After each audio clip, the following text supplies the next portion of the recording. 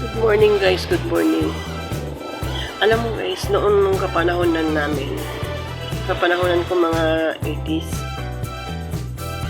pag Valentine's, ang nauubos bulaklak. Yung mga bulaklak ang nauubos tuwing Valentine's nung kapanahonan ko. Kahit anong bulaklak, basta bulaklak, na-appreciate namin noon yung unang mga panahon. Wala pa yung masyado yung bouquet na yan. Minsan, pinipitas lang ng mga manliligaw namin dyan sa mga garden, ganon. Pero ngayon guys, iba na. With the bouquet pa, no? Iba na talaga ngayon. Pag, kumbaga, high-tech na ba? High-tech na. Tapos yung iba, hindi pa makontento sa mga pa-bouquet lang yung napaka-creative na ng mga tao ngayon. Ngayon, ang yung mga bouquet nila, ginagawa na nilang pera, ginagawa na nilang dahon yung pera. Naswerte mo naman kung bibigyan ka ng bouquet na pera yung ginawang bulaklak doon. To make it story short, ang topic ko today is noon, bulaklak ang nauubos. Oh, take note, noon, bulaklak lang ang nauubos. Ngayon, mga hotel o lodging house na ang napupuli mo. Ngayon pa lang po, magbubok na kayo. O diba,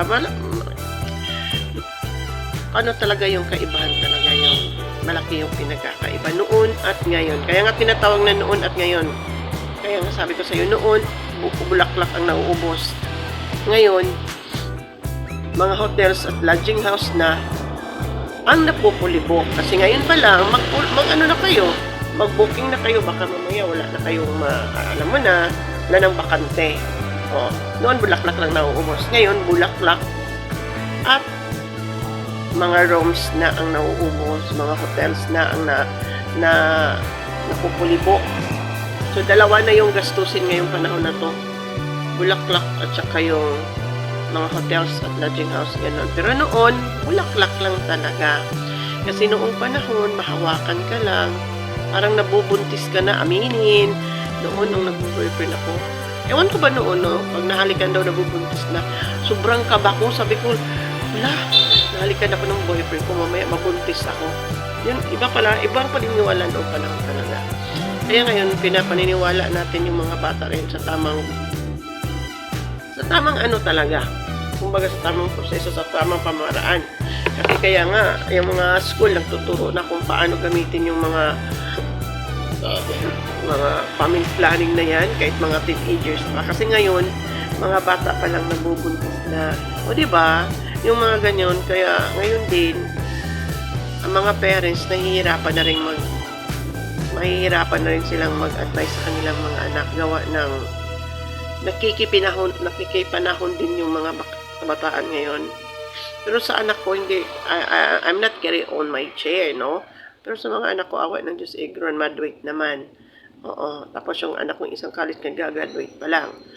Yun na nga, hindi naman lahat na sinusunod yung practical ways. Yung liberated ka ba sa mga teenagers ngayon, liberated na alam nila kung ano ang tama, alam na nila ang mali.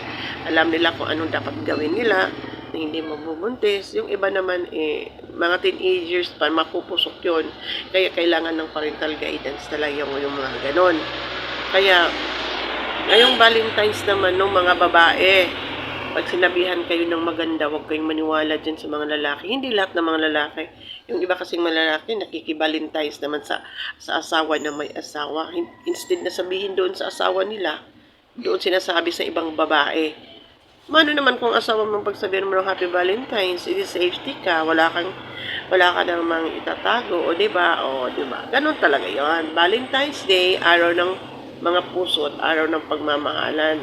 Pero pwede naman natin gagawin guys na Valentine's everyday, magmamahalan tayo everyday, o diba? O, kaya, kung sino yung gustong magbubok, buk na. Kasi yung mga flowers dyan iba, nalalanta na, kasi iba na yung uso ngayon. Yung mga bulaklak, pinapalitan na ng mga pera, money bouquet. O, money bouquet, diba?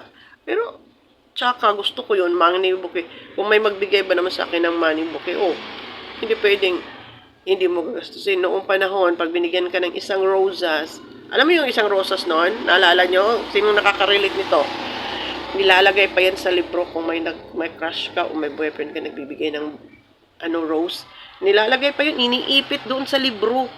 Oo, iniipit sa libro. O kasi nga, remembrance, tuwing matulog, tuwing namimiss, titignan lang. Ngayon hindi na. Pag namimiss, isang tawag mo lang, isang chat mo lang, kita na kayo agad. O, di ba? That is very realistic ngayong panahon na to. Realistic na talaga ngayong panahon na to. Hindi na mababago yun kasi yung panahon natin din, high-tech na talaga. O, diba? That is for today's guy. Kaya, book na at bili ka naman ng bulaklak. Hello, happy Valentine's to everyone. O, nag-red na nga ako eh. Bye!